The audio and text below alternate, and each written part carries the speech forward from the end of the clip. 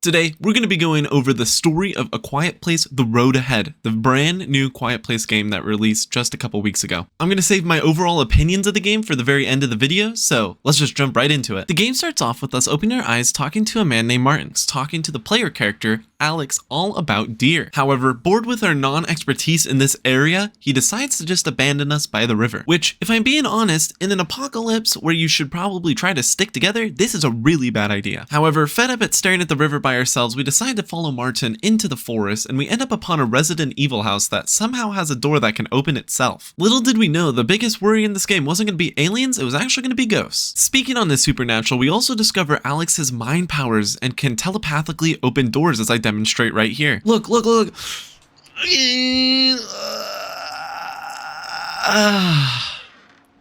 Dude, I'm kind of cracked. Once satisfied with our mind powers though, we decide that Martin probably went underneath this random building we found in the forest because that just makes the most sense in the moment. Finally bored of trying to start a ghost hunting channel, we climb out the window and get a pretty gnarly cut on our hand. To which we turn around and Jesus, Martin, aren't we in an apocalypse right now? Keeping my cool, I said this. I hope he dies now. You know what? I'm screaming. The first moment I get, he's done for. I'm screaming. With that kindness out of my heart, this is where we discover I'm prone to panic attacks or something that deals with my breathing, however we don't know at the moment what it is. Right before our eyes close though, Martin's mom Laura comes up to help us because unlike deer, Martin seems pretty unfamiliar with this area of expertise. When we finally come to, the game lets us know we're on day 105 and Martin now has a beard, so maybe we were in a coma, maybe we just skipped a bunch of time, who really knows? I prefer the latter. Thankfully Martin lets us know we're here to search for supplies at the Red Cloud Ranch. This prompts the game to let us know we have a journal we can read through. Upon looking at the entry, we discover that Laura does not like me right now, and also that I, Con Mano, have some mental issues. The mom's still alive! Amen, mommy! While searching the building, we come across some information. While it doesn't seem at the moment too important, it will be later that there is currently some campgrounds operated by the National Guard. Okay, this next part I'll admit is a dumb gripe, but there's literally no point for these locks. It does nothing for the game, and it just increases the length it takes to beat it. Back to being objective, we fall through a pit in the floor and end up in the medical room that we were looking for in order to grab pills and random supplies. However, while looking through the shelf, we find a pregnancy test that we decide to grab, and this causes me to go on a little bit of a rant. Chat, can we be real? Can we be real? If it's the apocalypse and it's this bad and you're 100 days into it, is it really baby making time? I get like maybe a couple years in, you're kind of established, but 100 days in, really? Is that the time to be having a kid? I don't know. Maybe I'm a hater. Oh, and I am pregnant. That's true. Maybe they didn't mean to. Here's the real worry though. Hey, if you're in a real survival situation, you don't need to be raw. I know it's stressful. There's other healthy outlets, okay? Side note to my pregnancy woes, why am I mewing here? Anyone got any answers for that, or? Okay, I'll move on. Luckily, we find a safe room in the ranch, and Martin decides this is the perfect time to give me a gift. The ugliest glove I've ever seen. Alex even agrees. You like it? No, not really. That's what I'm saying.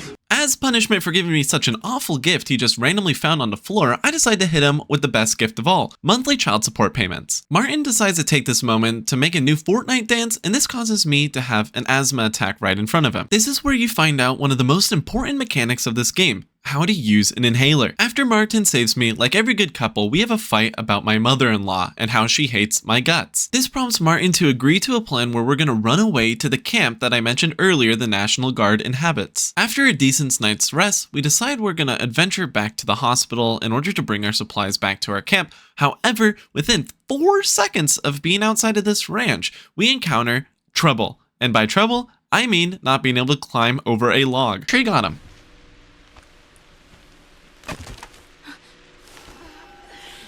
Did I just come? Shh.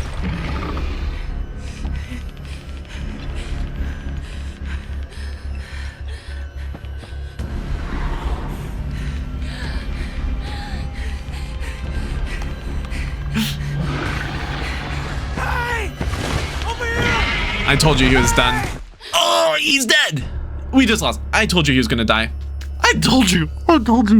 And just like that, 20 minutes into the game, roll the title screen, Martin is gone. I am a pregnant, asthmatic, sick with the flu, single mom. How could it get any worse? We then open our eyes to see we are 2 weeks past the unfortunate Martin accident. We are working on something we are calling the phonometer when Kenneth, our dad, walks into the room and starts talking to us. While we're engaged in discussion, I decided to leave out my pregnancy test so he could actually see it. We find out he's a doctor and he's going to try to help us as best we can. We come up with another plan to escape to the National Guard camp mentioned earlier, but we're having current issues in the hospital. Mark, the leader, won't let people near the medicine cabinet and move around as freely due to someone breaking in and stealing stuff. This cutscene made me pretty thirsty, so I drank some sparkling ice, which caused the real horror of the night. Dude, I'm addicted to these drinks. I just spilled water everywhere. After an emergency cleanup, Alex decides to sneak out of her room to also go to the medicine cabinet. While walking down the hallway though, we encounter a conversation between Mark the leader and Raul, where we discover that Laura used to be in charge of this place, but since Laura is now distraught with Martin's death, Mark is in charge. After a little bit more walking, we make it to the supply closet where we find some batteries and the pills we were looking for. However, Mark happens to just be right behind us to catch us in the act of stealing. Surprisingly though, even though he was standing right behind us staring at us, he didn't see us grab anything, so, you know, kinda lucky right there. We make it back to our room without any repercussions and begin work on the phonometer again. After a little bit, we complete it and then decide to, you know, take a little nap looking at our pregnancy test. Nothing could go wrong here. Unsurprisingly, Laura walks into the room and finds the pregnancy test in my hands and gets very upset. She then decides that it's proper to lock the door and keep me in my room because I don't deserve to go out. Fed up with being locked in my room, I decide to get up and escape. However, I find one of the most heart-wrenching notes right before the vent, and I'm a crybaby in real life, so here, I'm just gonna leave this in. Hey, I couldn't help sleep last night, so I put together a list of potential baby names. These are totally just ideas, so feel free to circle any you like and cross out any you hate. What do you think our child will be like? I like to imagine that they'll have your eyes and my chin, your smile and my hair, your creativity and my sense of humor. Though as long as they don't inherit my dad's laugh, I'll be happy. Oh, who am I kidding? I'll be happy no matter what. They could be exactly like you, or nothing like either of us, and it wouldn't matter. That kid's gonna get sick and tired of how much we love him. Oh wait, surname. What do you want to do for the surname? I'm down to combine our last names, so Taylor Edwards? Edwards Taylor? Or do you want to do something really wild and squish it down into Taywards? Ha, forget I suggested that. Okay, so names I like. I included girls' names, boys' names, gender-neutral names because, hey, a good name's a good name. And at some point, they might want to change their name anyway, which is cool too. Evelyn. My grandmother's name was Evelyn. I never got to meet her. She died when my mom was pregnant with me, but I've heard a lot about her, and it would mean a lot to mom. Julia, for obvious reasons, your mom was one of the warmest people I've ever met. We'll be in good shape if our kid is half as kind. Oh my god, I'm such a loser. Devin, name of a kid who shared his jukebox with me once, legend. Alan, a homage to my favorite writer. That isn't as dorky. I'll get through it, I promise. That isn't as dorky as Edgar, or God forbid, Poe. Madison, selfishly every time our kid gets angry, I want the chance to say the quality dad joke. Man, they really put the mad in Madison. That's pretty funny. Maeve, I always like the name Maeve. I feel like it destines someone to have a faux hawk and spray paint stains on their fingertips. Anyways, that's what I've got for now. Let me know which ones you like and which ones you hate, and feel free to add all your suggestions below. By the time our kid actually gets here, we'll probably have considered every name under the sun, which I am more than okay with. Yeah, why is it Hawk 2 on there? That would be a way better name.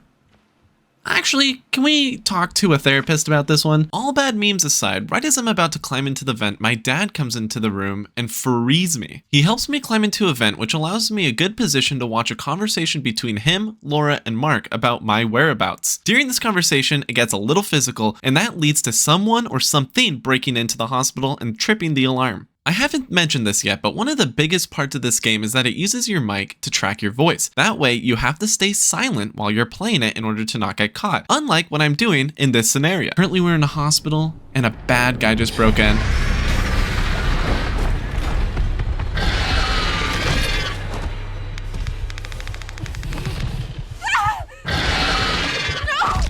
Yep, I successfully lost the game within the first 1 second of being able to lose the game. Isn't that pretty awesome? Another thing I haven't mentioned yet is during the stream, I enabled jump scares, so my chat was spending the whole time making the loudest noises possible. So, incoming jump scare, fair warning, it's gonna get loud. Oh my... You mother... You mother... This is gonna be hard. This is gonna be hard. Best part of this whole situation is my mic was actually broken in game, so no matter what noise I made, it thought it was max volume.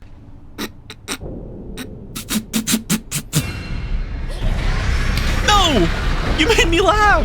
You made me... I wasn't even being loud! Back to the story, we continue through the hospital, avoiding all of the monsters, and run into a picture of Laura, two-faced and mewing at the same time. I don't know who drew this, but they're quite the artist. As we continue through the hospital, we have our first non-death encounter with the actual monster. Absolutely frightening. I loved this moment. However, like I mentioned, my mic was not working properly, so here's some funny death clips. Hello? What was I supposed to do? No! Chat room.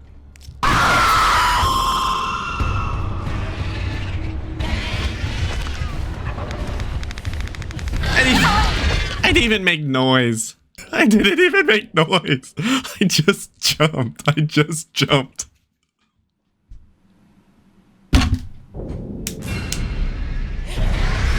Oh, I didn't mean that one either.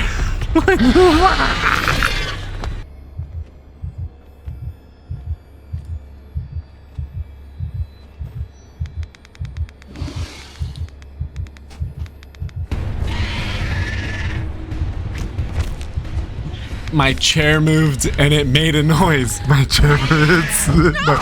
My chair moved and it made a creak.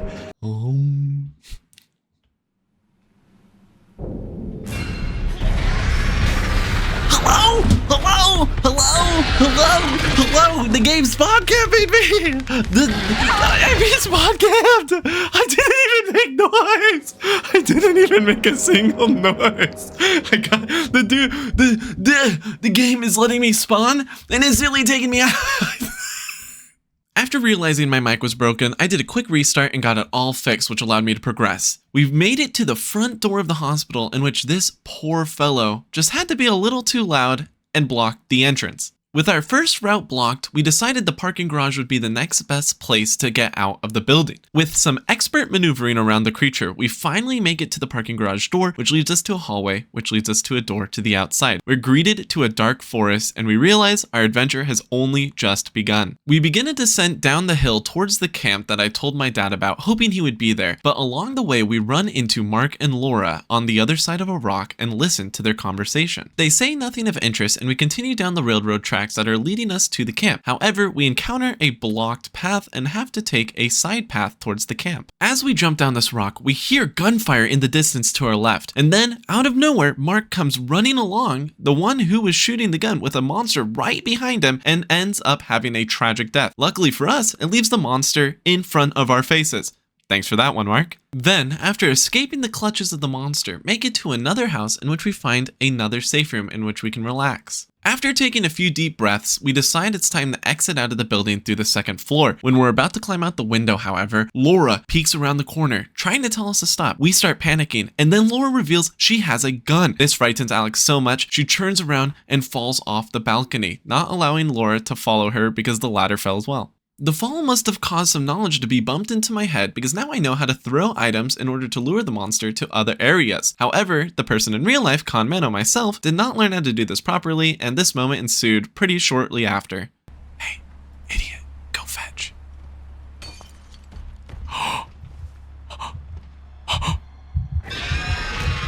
Dude, am I the idiot? No!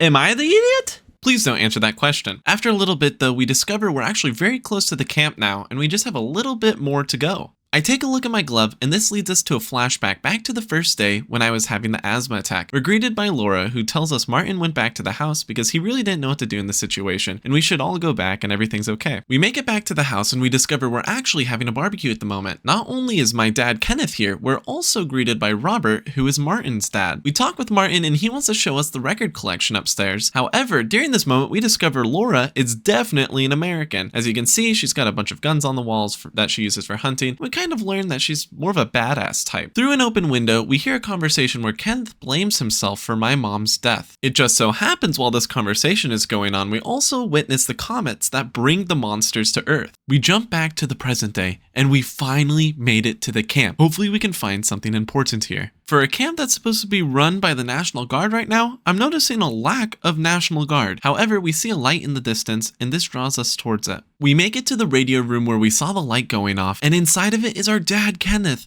Let's go! However, he gives us some bad news and lets us know the radio room is actually not working. We need to go to the watchtower and readjust the satellite in order to get it to work again. Only issue with this is Kenneth is currently injured. He's got a little bit of a limp, we notice, so we decide it's our best choice to go out ourselves. We begin our journey out to the watchtower, and this is where we discover the biggest natural enemy to these aliens is actually bear traps. Little did I know, my biggest natural enemy in this game is being an idiot, and also bear traps.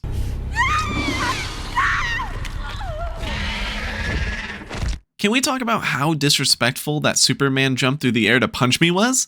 No? Okay. Well, anyways, we make it to the end of this warehouse in order to power on a generator that will open an electronic gate that will give us access to the watchtower. Now, wasn't that quite the tongue twister? I can't, wow. All misspeaking aside, we make it up the watchtower, turn on the radio set, which activates it for Kenneth, and we start to hear an alert plane come to a harbor in order to be safe. Now, we don't know when this was placed or when this started being aired, but it's our best hope at the moment. We begin walking back to meet up with my dad. However, we hear an argument between him and Laura because she has found him in the radio building. Scarily enough, she's only looking for me. She's asking where I am, where I'm going, but my dad won't sell me out at all. What a good father. We make it back to the radio room and this sequence plays out.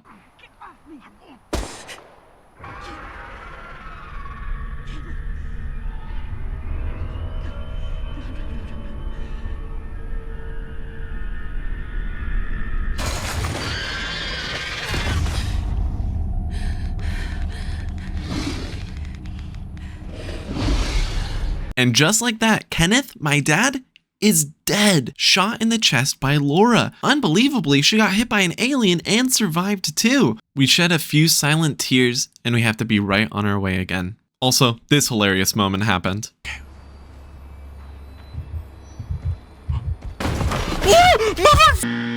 What do you mean? What do you mean? He just broke through the door. What do you mean? Dude, the linebacker brother slammed, jammed, damned through that goddamn door. Brother was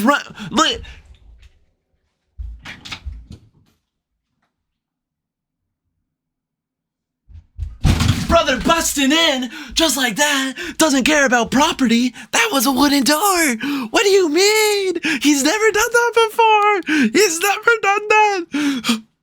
Now with the worry that the aliens are a little obsessed with football, we escape narrowly into a mine shaft. Within this mine, we find a waterfall that blocks out all sound and gives us a chance to fall asleep. Once we awaken, we get to take a little look, remember the events, but honestly, all we can really do at this point is move on and keep moving forward. It's then at this moment we're introduced to a whole new mechanic, being able to place sand to soften our footsteps so that the monster can't hear us. We use this to make it to a railway bridge, leading us closer to the harbor. Now, this is my own personal gripe, so hey, you may disagree, but for being a pregnant asthmatic person who is currently sick with the flu, I'm pretty athletic to be doing this for almost 2 days, and I'm climbing underneath a bridge? I'm just a world-class hater though. We end up walking into a train car that unfortunately is not sturdy enough to hold us and sends us crashing all the way to the ground. Luckily, we wake up with absolutely no injuries and go along our merry way. This is where they decide to show off the best mechanic this game has, scanning for the aliens. How this works is basically they scream, you can't move a single inch or else they'll find you. Now you might be asking yourself, Conmano, was that sarcasm?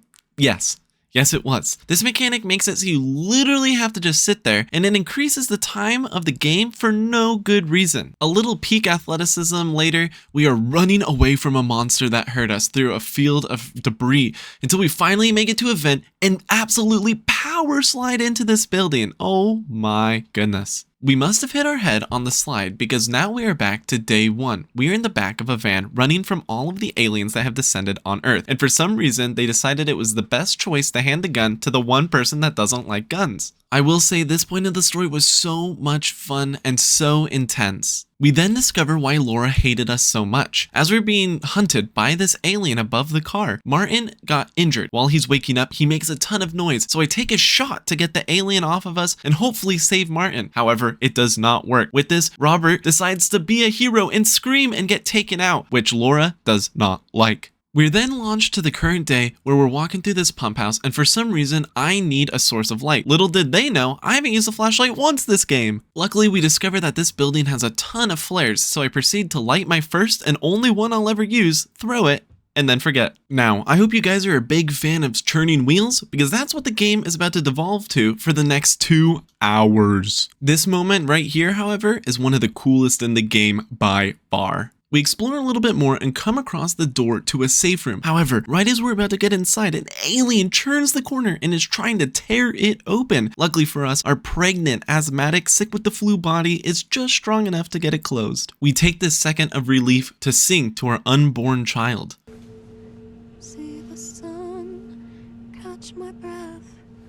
Oh, I know what comes next. She knows the baby can't hear this, right?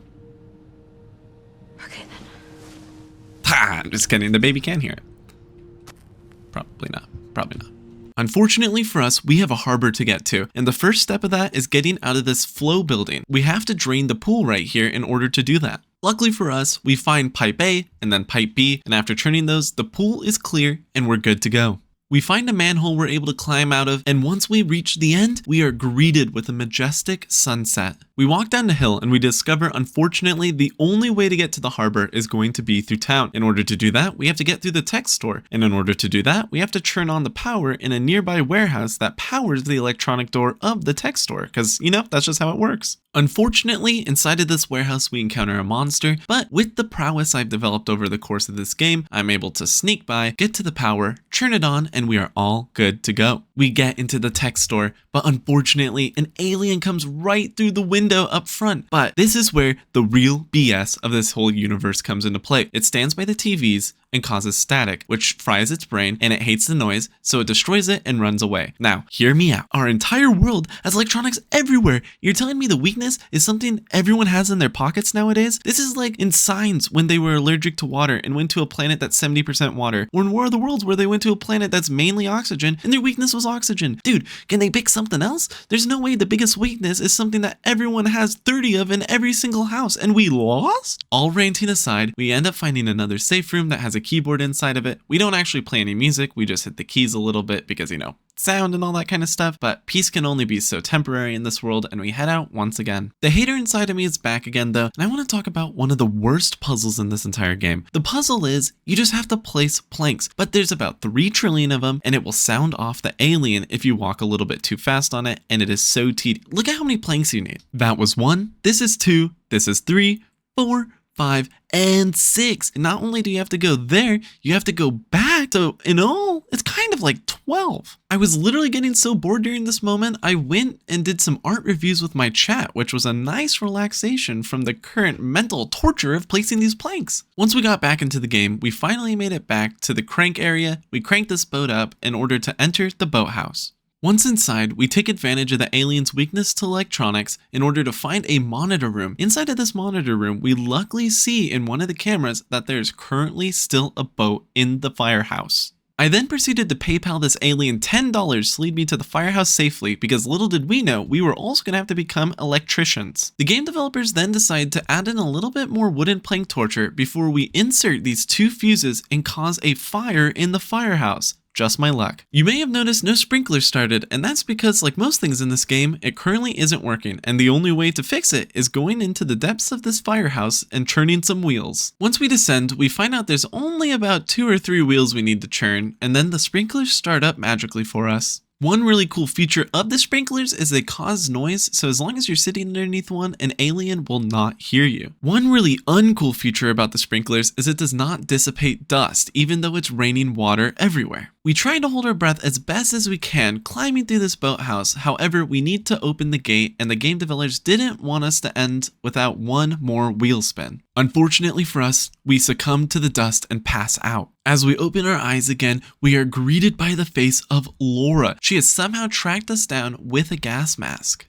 She quickly asks me about the baby, offers her gas mask, and then apologizes? I don't know. I guess she feels bad for killing my dad, and for some reason I just say it's okay and I understand, and she walks out the door and sacrifices herself? I mean, the character arc makes like total sense, right? Using Laura's sacrifice, we take the mask, get into the boat, and begin driving it off into the midnight moon. Right as we're escaping though, an alien gets to the very end of the dock and tries to jump onto the ship, seemingly falling into the water and drowning. Surprising us though, the alien survived and has hooked the bottom of the ship. Luckily for us, there's a gun loaded, pointed upwards, ready for us to grab and take the shot. Unlike on day 1 with Robert, we do not miss. After taking a nice little nap, we open our eyes to the morning sun and hear on the radio, "Is anyone there?" We announce to the world, we, Alex and my child, are here. Now, for my honest opinion of the whole experience, it was probably your average game. It was very, very fun at the beginning. It was a very novel concept. However, at a certain point, it just felt like I was doing the same thing, just remodeled, retextured. It was a reskinned version of the map. We're doing it in a hospital. We're doing it in a forest. We're doing it at a boatyard. We're doing it here. And it was just the same exact. They kept adding new things, but it wasn't changing the feel of the game. There wasn't enough dynamicness to it. And it just dragged on at the end. And unfortunately for that, I mean, I probably wouldn't play it again. I recommend you play it if you enjoy the series or if you like horror games for sure. But I just wish they innovated a little bit more and the stories made a little bit more sense. It didn't make sense for Laura to just be okay at the end, in my opinion. She was totally fine, and Alex was totally fine with this. Literally 24 hours ago, you saw her shoot your dad for no reason. Maybe we understand that a crazy world makes crazy actions, but I don't know. I just don't think that's how I would react in that moment. She did the honorable thing, but I don't know. It just felt bad. So, play the game if you want to. Don't play the game if you don't want to. It's something I would say you should play if you are just looking for another experience, but not my highest recommended game ever. I do hope you enjoyed the video though. Leave a like, leave a subscribe, leave a comment. Tell me what you thought. This is my first time ever doing this kind of video. So I plan on doing another one quickly up after this called the mouthwashing game. That was super duper fun. That one's going to be insano mode. Nonetheless, if you want to check out the VOD, I left it in the description below. We also have a Discord. Come join it. We talk a lot. We do all the fun things down there. And, swing by a stream if you want to. Nonetheless, I hope you have a good morning, good afternoon, and a good night. And I will see you in the next video. See you later, alligator.